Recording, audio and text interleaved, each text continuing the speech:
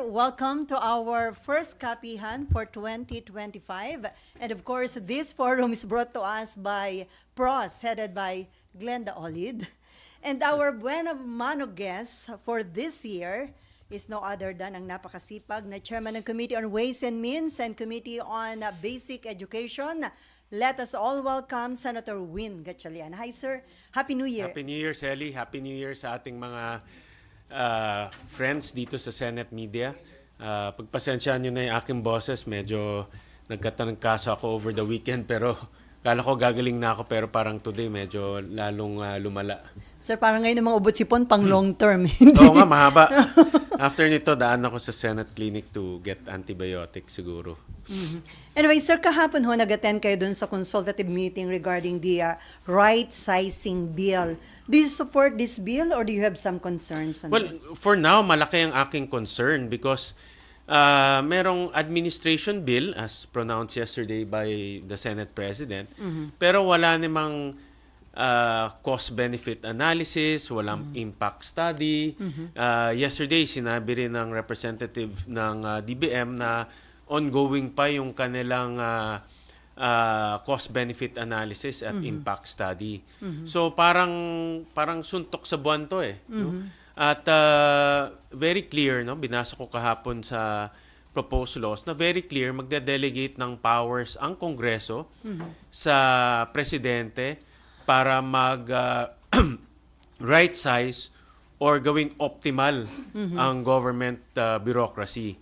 So ibig sabihin, bibigyan siya ng kapangyarihan magtanggal, mag-abolish ng mga offices, mag-merge ng mga offices, mag-downsize or right-size ng mga offices, or mag-increase rin ng mga offices ng tao sa iba't ibang offices. So for example, kahapon nagtanong ako, yung mga ibang offices ay created by law. Yes. Dahil dito sa batas na ito, mabibigyan ang Pangulo ngayon na tanggalin yung mga offices nyo kahit na created by law. No? So, ibig sabihin talagang makapangyarihan yung delegated powers na ibibigay sa Pangulo. Kaya importante na klaro pa lang sa una kung ano ba ang magiging benepisyo ito para sa ating lahat, ano ba ang magiging kalalabasan ng right-sizing or optimization ng government bureaucracy. At klaro rin sa atin kung may savings man, magkano yung savings na i-generate nitong batas na ito. Dahil nga, napakalawak ng kapangyarihan na ide-delegate sa ating Pangulo. So sir, kung ganun yung nakapaloob doon sa right-sizing bill, yung ide-delegate yung power sa Presidente para mag-abolish, magtanggal ng empleyado, do you think susuportahan ito ng mga lawmakers? Kasi like Senator Coco Pimentel, isa yung isa concern niya dahil kung kinirate daw yung isang tanggapan through legislation, dapat through legislation din daw yung pag-abolish. No? Correct. Yun nga yung tanong natin kahapon. No? Dahil nga tinitignan ko yung iba't ibang ahensya o offices at meron sila kanilang mga batas. Pero pag titingnan rin natin itong right-sizing law, meron isang provision doon sa powers na ibibigay sa Presidente ay the power to abolish some of the offices. At nasabi ko rin kahapon, no, aminado rin naman tayo, may mga offices na obsolete na. No, tulad ng Optical Media Board na ang trabaho niya manghuli ng CD. Pero wala naman na gumagamit ngayon ng CD. Meron ring yung promotion ng Children's Television Network. Ang mga bata ngayon, ang pinapanood ngayon ay YouTube na. No, hindi na nanonood ng television. So may mga aminado tayo, may mga offices na obsolete na dahil nagawa ito 50s, 60s pa na pwedeng i-merge, pwedeng i-abolish, pwedeng i-transfer yung mga kawani sa ibang mga opisina naman na nangangailangan ng tao. At pero yun na nga, no, sa una pa lang dapat klaro, dapat may vision na eh. Ano ba yung vision natin? Saan ba tayo pupunta? Magkano ba yung savings ma-generate? Paano ba natin gagawing efficient and optimal ang gobyerno?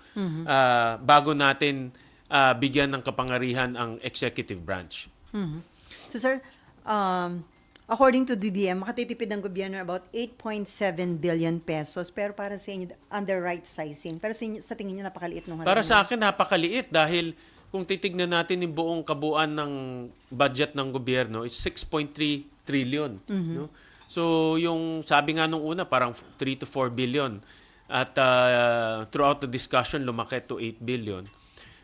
So hindi para sa akin hindi ganun ka substantial no yung savings na ma-generate natin dito sa batas na ito. At kaya nga importante yung impact study at yung cost benefit analysis. At klaro rin. For example, humingi ako kahapon ng example. Ano ba yung mga offices na tinitignan nakikita nila na dapat i-right size o dapat i-merge? Hindi rin nila tayo masagot eh, no? So parang parang binibigyan mong kapangyarihan tapos Hindi naman. tsaka na natin isipin kung saan natin gagamitin yung kapangyarihan, no? So ang importante ngayon, una pa lang klaro kung saan tayo ano yung benepisyo na makukuha natin dito sa batas na ito. So sir, ito bang initiative na ito regarding right sizing from the palace? Pero mukhang hindi naman sila ready for that? From my understanding yesterday doon sa hearing, ito ay administration bill. So ibig sabihin nanggaling to sa executive branch. Pero nung hinihingi nga namin yung mga studies, basic studies to, no? Magkano mang savings ma-generate natin, no? Ano ba yung mga departments na nakikita nilang redundant na or obsolete na? Very basic questions to, pero kahapon yung representative ng DBM hindi niya masagot. Ang sagot sa amin ay ongoing pa in study, no? Dapat ang tamang proseso tapos na yung study. Saka mag-propose. Ito ang nakikita naming kailangan namin mga kapangyarihan, kaya kami humihingi sa Kongreso at sa Senado ng kapangyarihan para maiayos natin ang government bureaucracy. So sir, kung hindi pa ganun ka-prepared yung Malacanang doon sa sinusulong nila, wala pang ang cost-benefit analysis, may chance ba ito na ma-approve under 19 Congress o malabo na ho ito, sir? Ako kasi, personal, no? This is my personal take. Gusto kong makita muna yung cost-benefit analysis at impact study at yung iba pang mga pag-aaral tungkol dito sa batas na ito. Dahil yun na nga, no? Magbibigay tayo ng delegated powers. Itong kapangyarihan na ito, kapangyarihan ng Senado at Kongreso na ibibigay natin sa executive branch through the President. Pero kung hindi naman alam kung saan gagamitin itong kapangyarihan na ito, ay malaki yung aking concern sa pagbibigay nitong kapangyarihan. So sir, kailangan ba talaga na mag-approve ng right sizing bill o kaya namang iayos yung burokrasya through legislation na lang? Kung nakita nyo na-identify na mga tanggapan na redundant na or wala nang tapos na yung mandato. Tama ka, Selly. Pwede rin through legislation. For example nga, nasabi ko nga, Optical Media Board. Pwede nang sigurong i-transfer yung mga kawani nito sa ibang mga agencies na nangangailangan. For example, pwede silang i-transfer sa MTRCB. No? Kasi MTRCB, tuloy-tuloy naman yung kanilang operation. O pwedeng i-transfer sila sa DICT dahil ngayon lahat puro internet na. So pwede namang gamitin through legislation. Pero aminado rin ako, through legislation, mabagal eh. No? You have to you have to deal with one law at a time. No? So kung titignan natin yung bureaucracia pangkabuuan, importante rin na kumbaga holistic yung tingin no? Para pwede mo i-transfer yung mga kawani sa ibang mga nangangailangan or pwedeng i-upsize or reskill, yung sinasabi na reskill or upskill and reskill yung mga kawani para maging bagay sila doon sa mga ehensyang nangangailangan. Before Mayan, so sir, willing ba yung mga lawmakers na ibigay yung ganung kapangyarihan sa Pangulo? Well, ako for now, no, based on the hearing yesterday, aantayin ko muna. Gusto ko maantay muna yung study, no, na yung pag-aaral na ginagawa ng DBM at gusto ko munang ma-explain, no, mapaliwanag nila mabuti sa atin kung ano ba yung benepisyo para sa atin lahat, no? We have to also remember na itong mga kapangyarihan na ito pwede rin maabuso, no? Kung may power to merge ka, kung power to abolish ka, kung merong hindi ka nagugustuhang tao o ahensya, pwede mong tanggalin, no? So dapat klaro at mag-ingat rin tayo para hindi magamit sa pag-aabuso itong kapangyarihan na ito. Okay, Mayan, and then Mayan. Hi, sir. Sir, just to be clear, so in its current form, without the study, you do not support it, sir? The right-sizing bill. Ako, in principle, I do agree na kailangan mag-right size tayo. Dahil nga may mga offices na personally tingin ko ay obsolete na, hindi na attuned to the times. No? Yun na nga, nasabi ko nga, Children's Television Network. Ngayon, mga bata ngayon, mga pamangkin ko, puro YouTube na nakikita kong pinapanood. So, ito kailangan either i-abolish or ilipat yung mga kawani sa ibang mga ahensya na nangangailangan. Pero hindi lang isang departamento, isang office ang tinitingnan natin. Buong bureaucracia yan eh. At tinitingnan rin natin yung mga responsibilities, yung qualification standard ng mga tao. So, importante na merong study muna. No? Importante na merong itong mga researches muna para mapaliwanag at maintindihan natin kung paano natin gagawing efficient ang government bureaucracy. So, offhand, sir, pagbalik nyo, since 1 month na lang po kayo pagbalik nyo, sir, mukhang malabo na lumusot. Well, binibigyan priority to ng ating Senate President. No? At sabi niya kahapon, merong 30 days? 30 session days pa? Nasabi kahapon? Bago matapos ang 19 Congress. Ilan ang session days na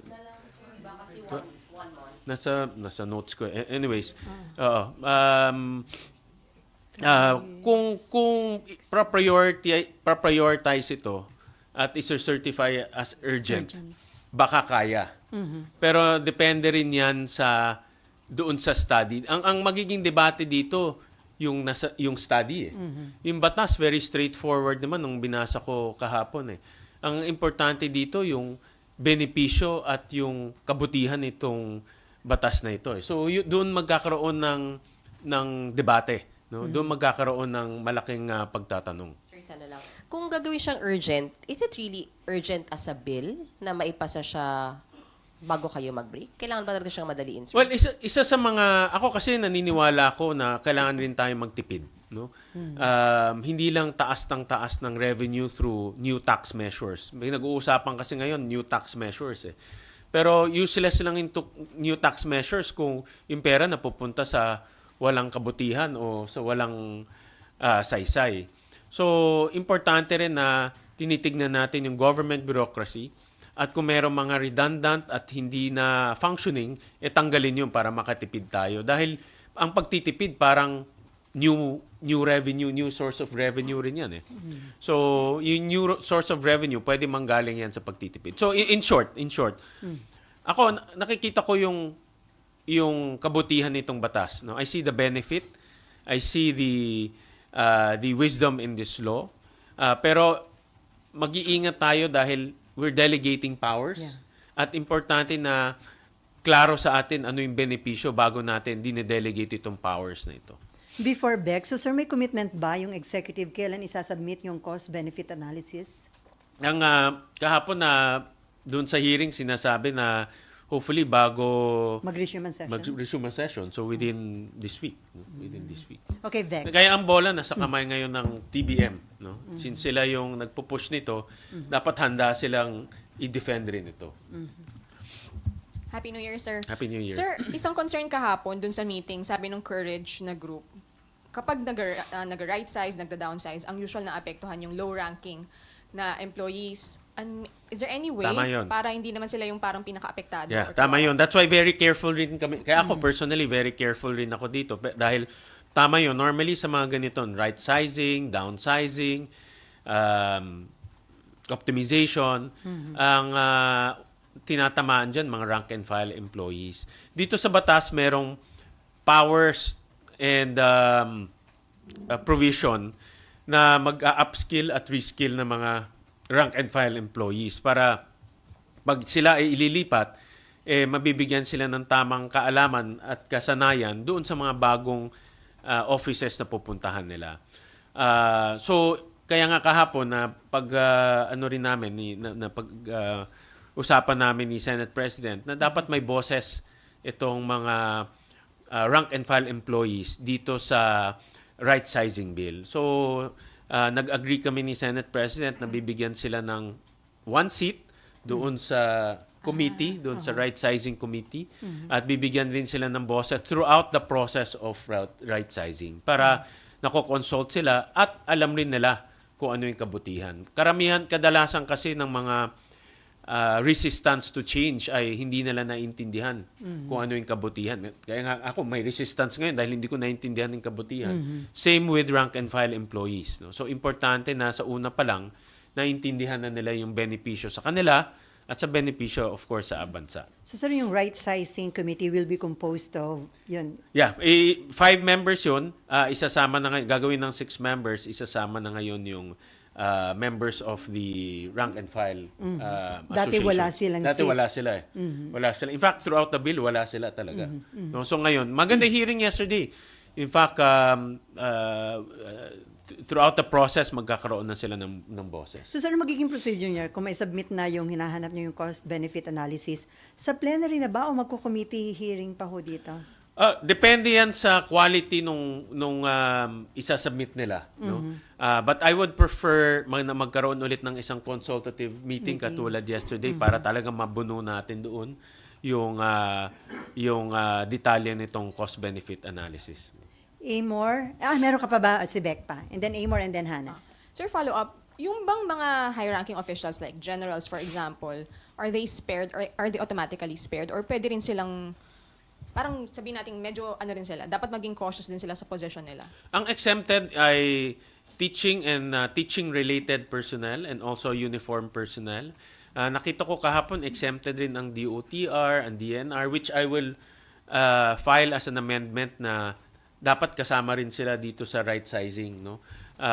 Kung mayroong exempted, dapat yung teaching and non-teaching because of course, alam naman natin kulang ang teachers natin ngayon at uniform personnel. No? Because kulang rin tayo sa uniform personnel and very dynamic ang kanilang situation. No? So, para sa akin, itong dalawang category lang ang dapat exempted. The rest, kailangan subjected to this right sizing bill.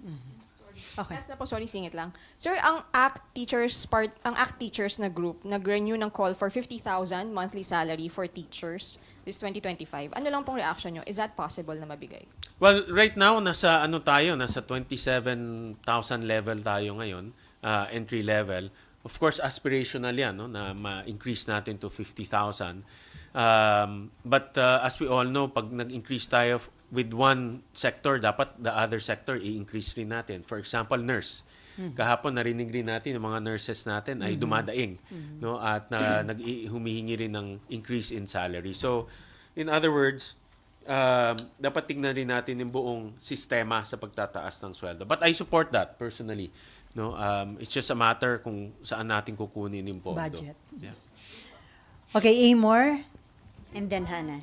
Sir, nabanggit niyo po na pwede pong maabuso yung kapangyarihan, for example, na mag-merge, mag-abolish ng offices. As of now, sir, ano yung nakikita niyong safeguards against this abuse? Yeah, kaya important. Well, first, the safeguard will be the cost-benefit analysis and impact study. And then, second is, doon rin sa batas, meron namang provision doon na magre-report sa Kongreso at sa Senado on a periodic basis. So, na-update ang Kongreso at Senado para malaman kung ano yung mga offices pa na i-right size or i-optimize. So, importante yung transparency dito sa right sizing activity na ito. And then Hannah. Sir, yung questions din kahapon, yung sa timing ng bill, yung passage nito, do you think this should be treated as an urgent measure or pwede dapat dito magdahan-dahan ng admin? Well, parang hindi urgent kasi walang studies eh. No? Kung urgent to, dapat kumpleto na sa mga studies, kumpleto na sa explanation yesterday. Even though there is a sense of urgency, but there is no practice of urgency. No? Dahil nga, yung mga hinihingi namin kahapon, isasubmit pa lang. No? So, basic questions to. No? For example, na tinatanungan natin yesterday, ano ba yung nakikita nilang redundant na department? They couldn't answer us yesterday. No? So, parang gusto nila yung kapangyarihan pero tsaka nagagamitin kung nandyan na sa amin. No? Dapat baliktarin natin ngayon. Pero sir, the President is resolute dun sa bill na to na dapat within this first quarter of the year, na. Well, since if you look at the writings on the wall, ang nag-sponsor nito si Senate President at kahapon siya rin ang chair ng consultative meeting. So ibig sabihin may sense of urgency, no? But even siya nagulat na hindi pa pala tapos yung cost benefit analysis and impact study, no. So ang bola ngayon nasa DBM, no, to support this measure. Okay, other issue na. Meron ka pa, Nympha? Sir, paano anong dapat gawin dito? Should DBM bring this back to the drawing board o paano dapat nilang gawin dito? I think meron silang idea from what I hear yesterday, meron silang idea pero wala lang detalye yung idea na yon. But ang importante sa amin yung detalye. No? Very very basic. Magkano savings ang ma-generate natin? If you're saying 7 billion, 8 billion, saan manggagaling yung savings yun? Is it via merger, via abolition? Is it via transferring of employees? No? Wala pa rin sila na-identify. Wala silang na-identify, no? But again, I support the principle of making government efficient. Nasabi ko nga sa Amerika, 'di ba, may bago silang department ngayon, Department of Government Efficiency. From time to time, importante talaga na pinag-aaralan natin gobyerno kasi if you notice every year ang Kongreso, Senado, tayo dito, guilty rin. Gawa rin tayo ng batas na may bagong opisina, may bagong interagency body, may bagong attached agencies. Pero lumalaki ngayon. No? So, importante from time to time na pinag-aaralan ano ba yung mga attached agencies or interagency bodies or offices na hindi na nagfa-function. Baka pwede nang tanggalin yun, pwede nang emerge. So DBM lang bang dapat na mag-aaral dito? Actually, DBM with the help of the whole of government. Importante. Kasi ang DBM, meron siya, kung DBM, alam niya yung bituka dahil dumadaan sa kanya lahat ng budget.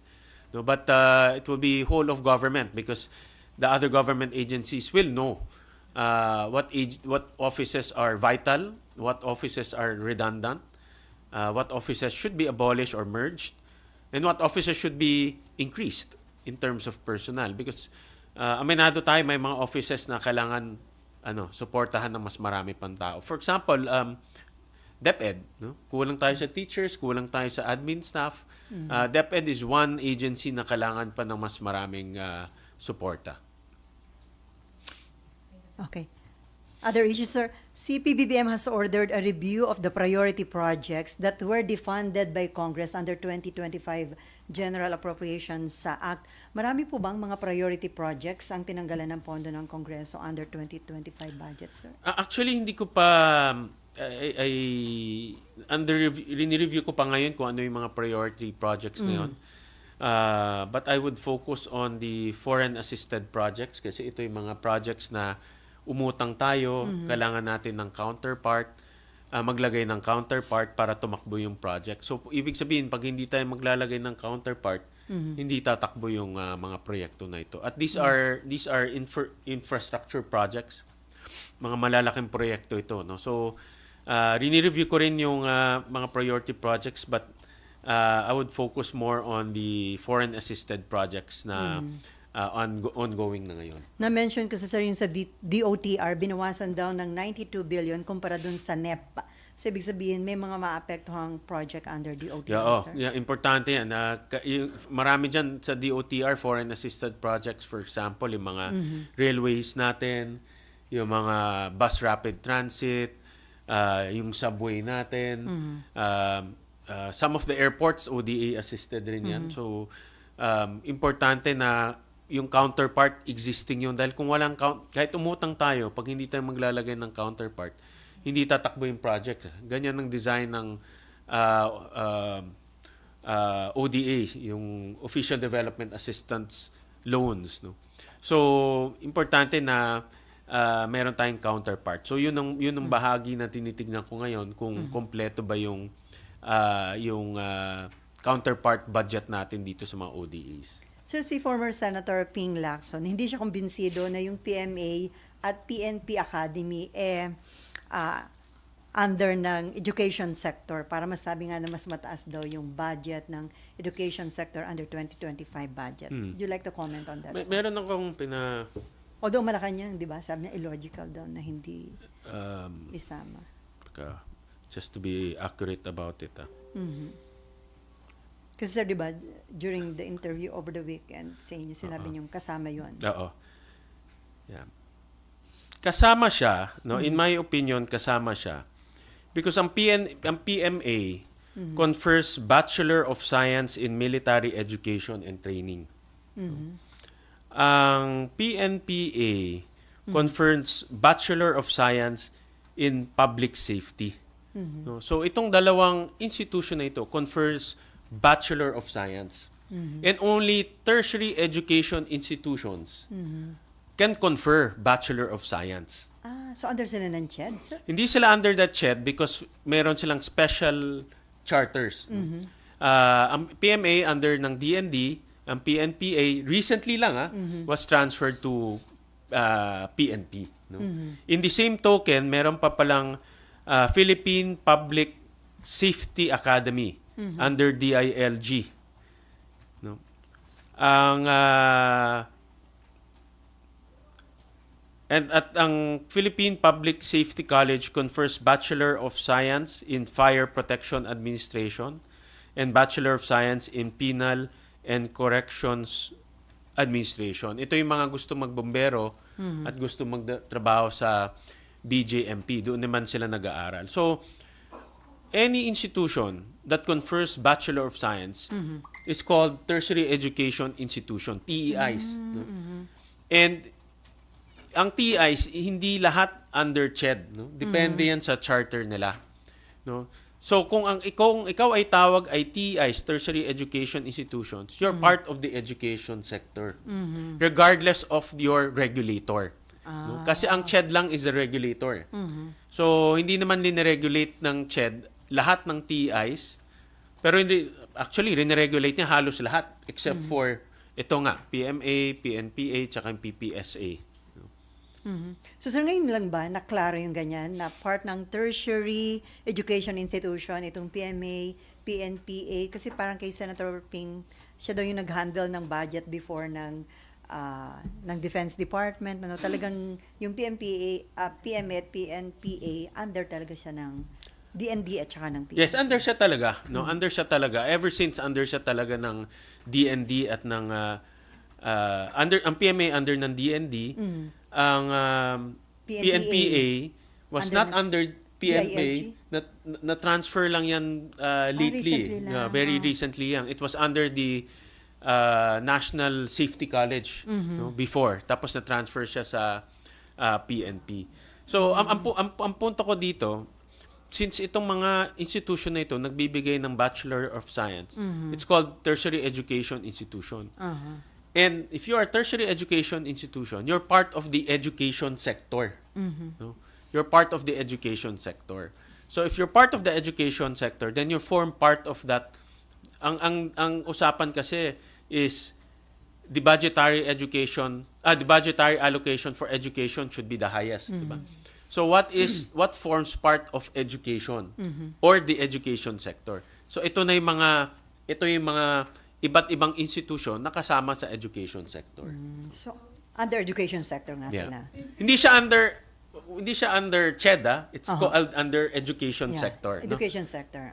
So sa inyo, ibig sabihin wala nang kailangang pagtalunan kung lamang yung public works project o education budget, settled na mas mataas talaga yung sa education budget. If you look at kasi tinignan ko yung, pinakuha ko sa staff ko rin at kinumpute rin namin yung mga kasama sa education sector, lamang siya, no? Because pag sinama mo nga itong mga tertiary education institutions, lalamang talaga siya. No? So would you rather na kesa issue pa yan kung alin ang lamang, education or public works, pagtuunan na lang kung ano yung mga supposedly projects or programs that must be implemented by DPWH and the Yes, DepEd. since na permahan na yung budget, so importante ma-implement yung budget, no? At importante na na yung mga nakalista doon sa GAA ay ma-implement na kaagad, no? There was may confusion talaga kasi ang ang pag sinabi natin highest budgetary allocation to education, ang unang pumapasok DepEd, no? Pero nakasulat kasi doon education, hindi sinabi basic education, hindi sinabi tertiary education, hindi sinabi TechVoc, no? Sinabi education. So if you say education, that's the education sector, including TechVoc. In fact, sinasama ang TechVoc pagdating sa education sector. Would it help na i-settle ito ng Supreme Court? Kailangan pa ba itong mag-i-issue doon? It can be if somebody will file a case in the Supreme Court to define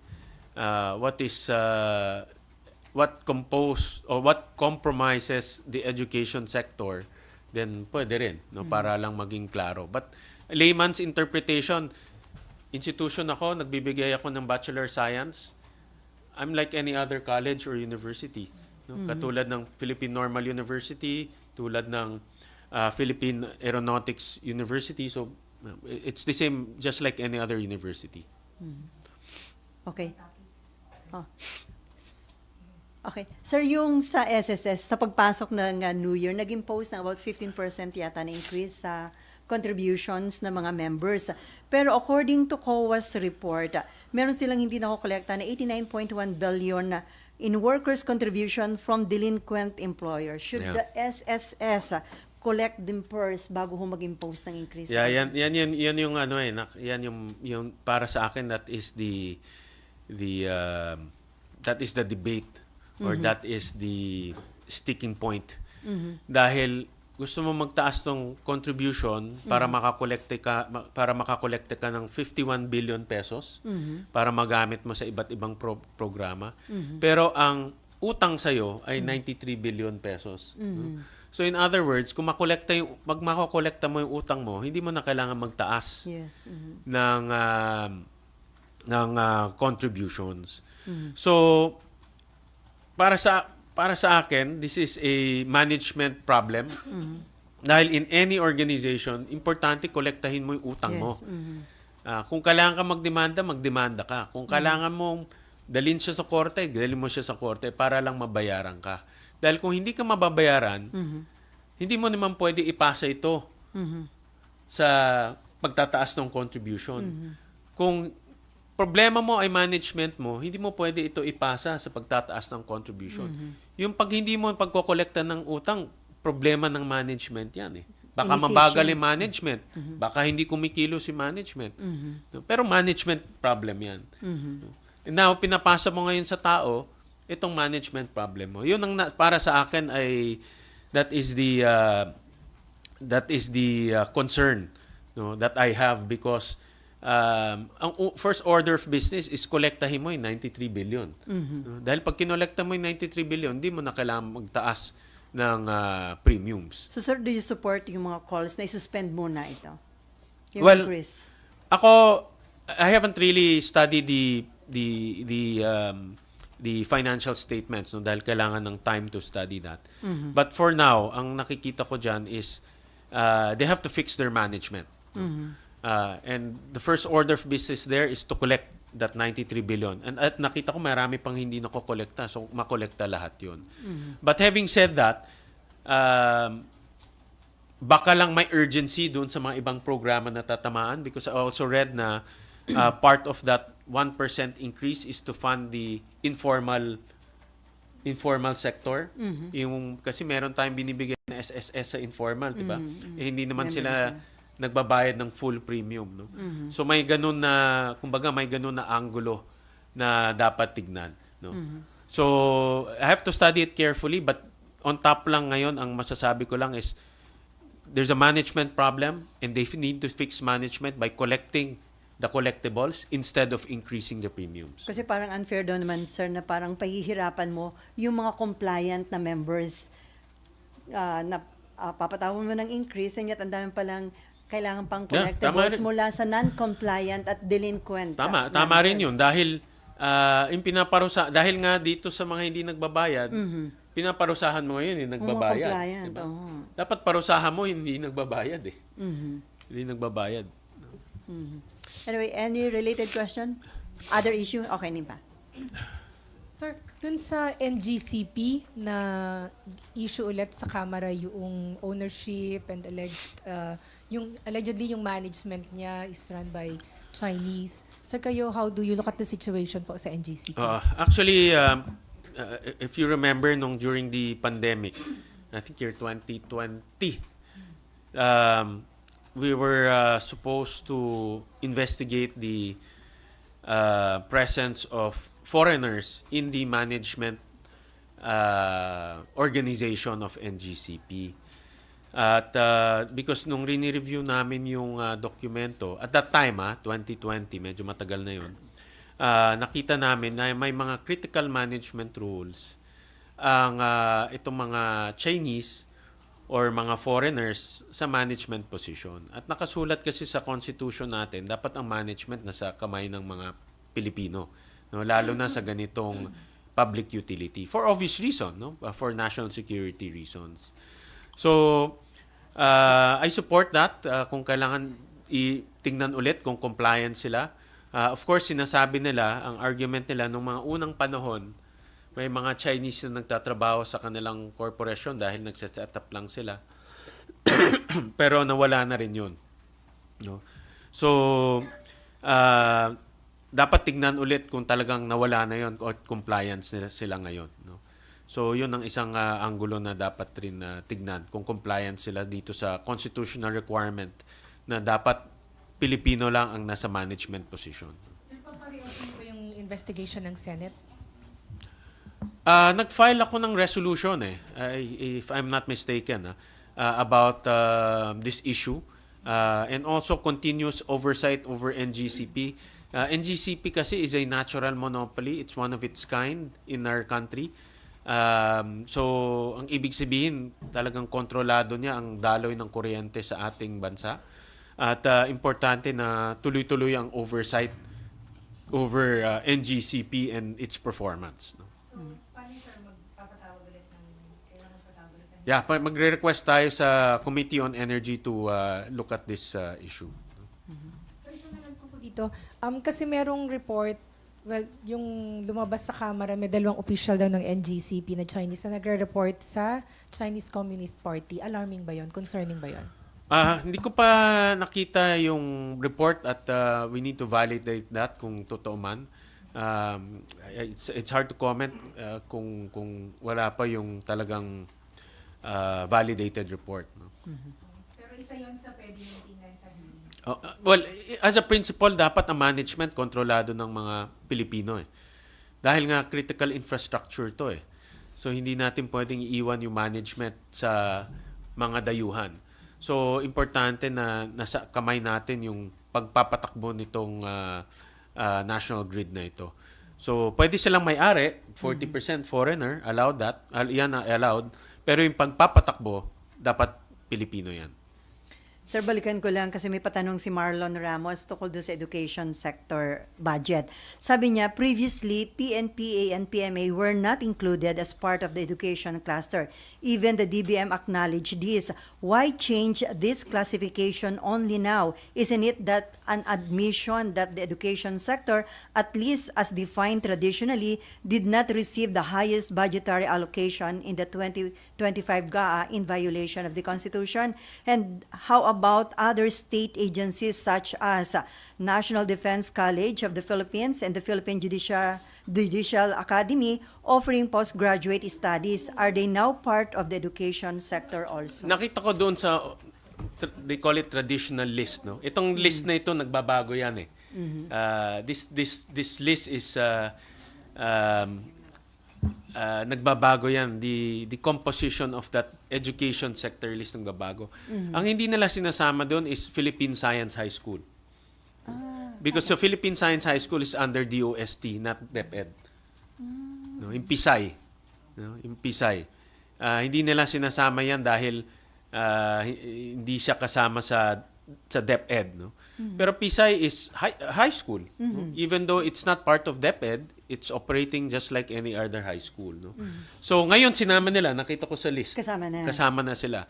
So my point of the matter there is may mga yung traditional list hindi nila sinasama, I guess hindi nila sinasama because traditionally they only look at DepEd, CHED and SUCs. But no, that list ang importante ngayon ano ba yung karapat dapat nakasama sa education sector. No? Yun ang importante ngayon. And in my opinion, education sector are tertiary education institution that confers bachelor's degree. High schools such as the Philippine Science High Schools because they also operate just like any other high schools. No? So, yung mga ganun. Kasi marami tayong mga education institutions na maliliit na hindi natin alam no? Na ngayon lang lumalabas ito Pero sir, hindi ba nangyari lang, tiningnan yung traditional list para lang ma-justify nga daw na mas mataas ang budget ng education sector or talagang parang ano yun natin, na nakaligtaan talaga before na, ang dami palang institution na dapat under education sector.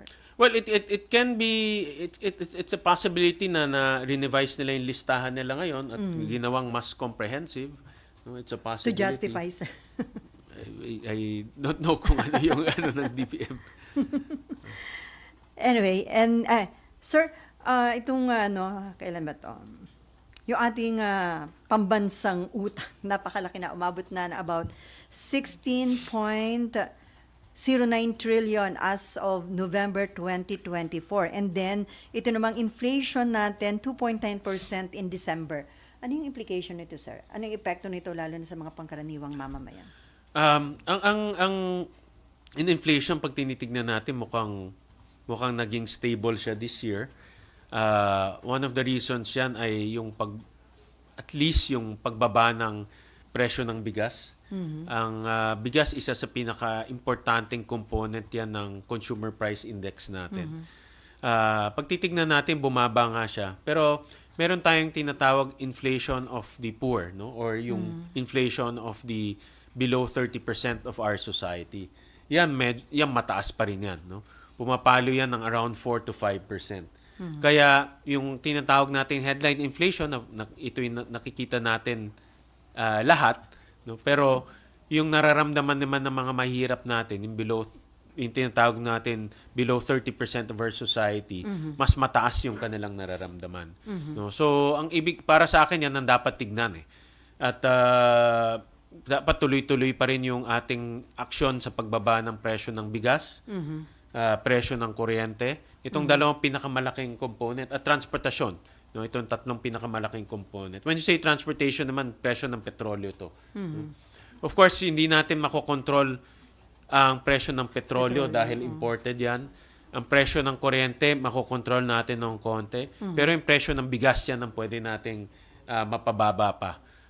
Kung makakahanap pa tayo ng mas murang sources o matutulungan natin mga farmers natin na pababaan yung presyo nila, mas maganda yan. No? Pero in fairness, bumababa naman. No? Hindi lang yung ideal level na around 20 pesos, pero at least nasa around 40 to 45 pesos. No? So, sir, ano yung projection nyo? Kung sakaling makontrol natin yung presyo ng bigas at ng kuryente, kaya nung parang makover ko ano man yung itinataas sa fuel ngayon? Akin ang tatlong pinakamahalagang components para matulungan natin yung below 30% ng ating society, yung below 30 or yung tawag natin inflation of the poor. Kuryente, transportasyon at bigas. Itong tatlong component importante na tuloy-tuloy ang ating pagpababa ng presyo doon. Lalong-lalo na bigas, no? Malaking component ang bigas sa kanilang bilihin. So importante pa rin na ma-monitor yung presyo at kung meron mang mga umaabuso dahil may mga nababasa rin ako na merong mga umaabuso sa presyo ng bigas, yung mga nagka-cartel o naggugrupo-grupo o nag-hoarding, dapat maparusahan yun. May batas na tayo, sir, against doon, di ba? Yes, Yung oo. cartel. Yeah. So makakatulong ba kung yung proposal o yung panawagan ng Department of Agriculture na ibalik yung power ng NFA na magbenta ng bigas directly to the public? Ako nung una, tumututol ako dyan na dapat hayaan na natin yung private sector na magpasok at competition ang magkaroon ng competition, pababaan sila ng presyo. Pero iniisip ko rin dahil itong mga cartel parang mas magaling kaysa sa gobyerno eh. Kahit may batas na tayo. Parang kahit may batas, marunong sila umiwas eh. No? So tinitingnan ko yung anggulo na yan kung baka pwedeng pag-aralan na ibalik yung power ng NFA. No? To sell only, not to import again. To sell only. Oo, to sell only. No? Dahil ang mangyayari dyan, pwede silang magbenta ng mas mura. Yung mga nagka-cartel, mapapressure sila magbenta ng mas mura. No? Kasi ang original theory, laban-laban yung private sector, pababaan kayo ng presyo. Eh. Pero kung yung private sector hindi naman naglalaban-laban, nagkukuntsabahan, yun ang nagiging problema natin. Ano? So, at yan ang tingin kong parang tumatakbo ngayon. No? Kaya hindi ganun kababa yung presyo ng bigas. No? Sir, So, hindi ko sinasabi na I support that power to bring back that power to NFA. Kasi sinasabi ko lang, pwedeng pag-aralan ulit. No? Sir, what can you say dun sa move naman ng Department of Agriculture na tanggalin yung labels and premium classification ng imported rice para daw ma-address yung price manipulation? Sabi ng iba, shallow move daw ito. Parang, ng DA. ewan ko kung may impact yan. Pero initially, parang tingin ko walang impact yung Wala nga. ganyan eh. No? Parang wala siyang impact. May tutulong, no? sir, Walang may tutulong sa pagpababa ng presyo ng bigas. No? In my initial reaction. Okay. May patanong ka about AKAP? Okay.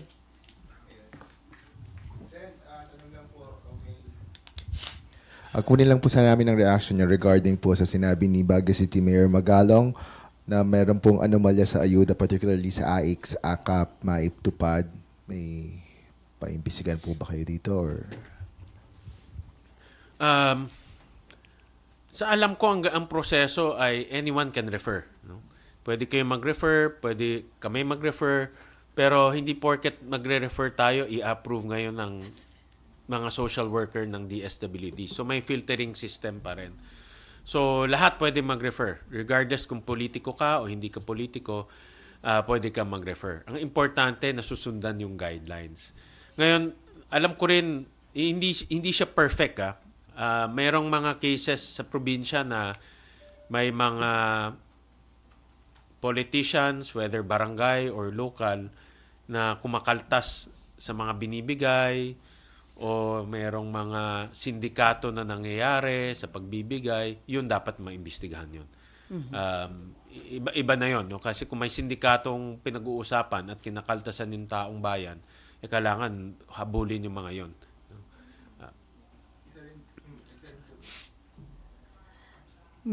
Meron ka pa?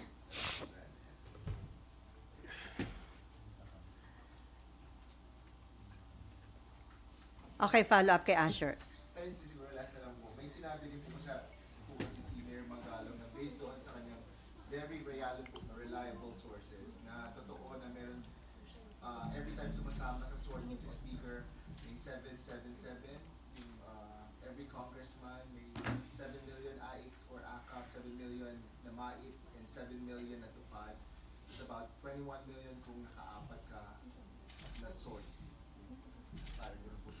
Well, bawal yun. No? Hindi pwedeng Kongreso nag-allocate ng kahit anong programa sa kanilang mga members. Dahil executive na ngayon ang nag-implementa ng mga programa na yun eh. So hindi parang reward 'yan na pag sumama ka sa akin ay may reward ka. Hindi pwede 'yon. Bawal 'yon. Yung magiging pork barrel talaga ang magiging tawag doon.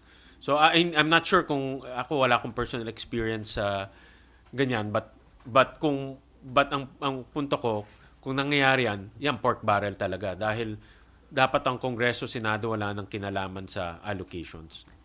Before Amor, meron lang pa-follow up si Marlon Ramos about AKAP. Sabi niya, patanong about AKAP, kung meron daw po ba kayong ka-AKAP during the holidays?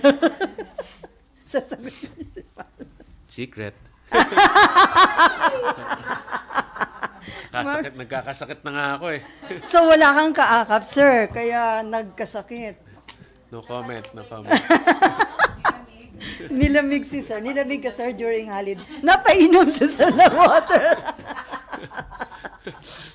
So, sir, nilamig ka. Walang ka-AKAP. No comment. Amor. May articles na kumakalat.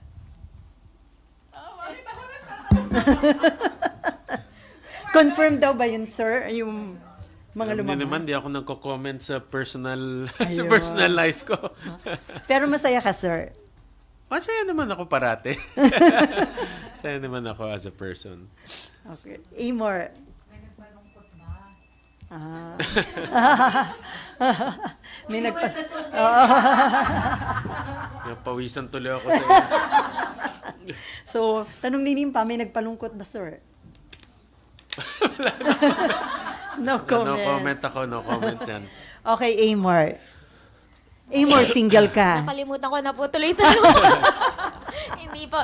Balikan ko lang po yung sa SSS, sir. Sabi niyo po kasi dapat mag-collect po muna ng mga utang yung SSS kesa i-implement yung contribution hike. Pero what can be done now na nireject nga po ng SSS yung calls to implement yung contribution hike? Oversight. Dapat papuntahin dito ang SSS at panugutin. At explain kung bakit may utang sa kanila yung I would assume mga establishmento yan. At hindi nila kinokolekta at lumobo ito no? So ano ang gagawin nila para makolekta yan? Ano ang ginawa na nila para makolekta yan? At anong remedy, no? Dahil nama si Selly, yung mga hindi nagbabayad, pinapakawala mo lang. Ang pinapaparusahan ngayon yung mga nagbabayad, yung mga masisipag mag-remit. No? So, hindi patas yung ganyan na pangyayari. Yung oversight po na yun, pwede na po silang ipatawag anytime or mag-launch po ng separate Senate probe on this? May reso? Pwedeng i-launch yan anytime ng Committee on Banks and Financial Institutions. At ako rin, I'll talk to the Committee on Banks para tignan itong angulo. Baka kailangan talaga magkaroon ng oversight na. Dahil nga, we have to look at it holistically. Hindi lang yung pagtaas ng premium and then para magbigay ng dagdag benepisyo. But tignan rin natin yung mga kakulangan nila at hindi na ginagawa ng management. Katulad ng pagkokolekta ng utang. Isa rin na dapat tingnan dyan yung investments. No?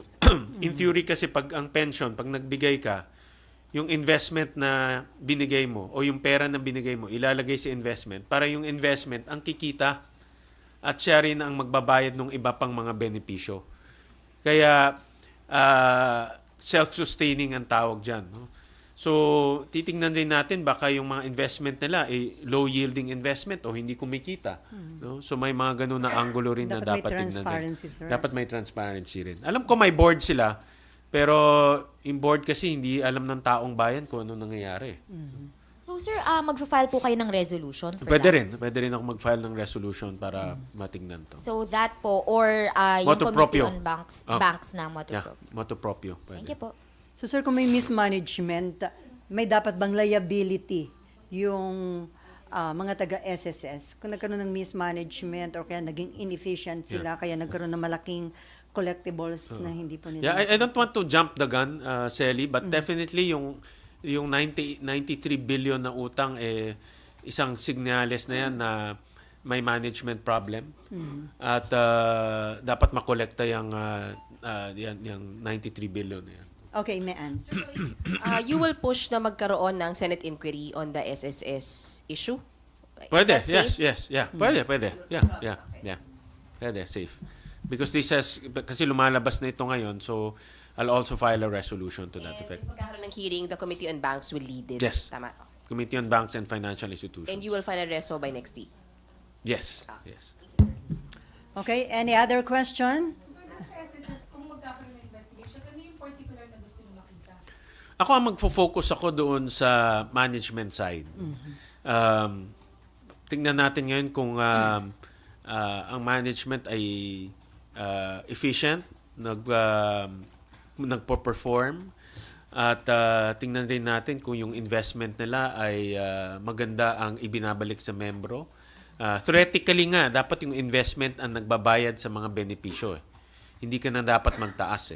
No? Dapat theoretically, yung benepisyo, yung mga investment, yung kita mo sa investment, yun ang ginagamit mo pagbayad. Pero obviously kulang. Kaya nagtataas sila ng premiums. Pwede din ba ninyong tingnan kung bakit ang baba ng retirement benefits na binibigay ng SSS? Kasi sa ngayon, sir, kahit maximum ang bayad ng mga empleyado like kami, less than 20,000 yung Kumpara monthly sa pension pag GSIS. nag-retire kami. Samantalang sa GSIS naman, same concept naman sila na insurance siya, na ini-invest din yung pera ng Correct. members. Pero 80% ng sweldo ng mga nagre-retire na government employees ang pension. Correct. O may iyan rin isang nakukuha kong reklamo sa mga SSS pensioners. Ang baba. Mababa yung kanilang pension na nakukuha.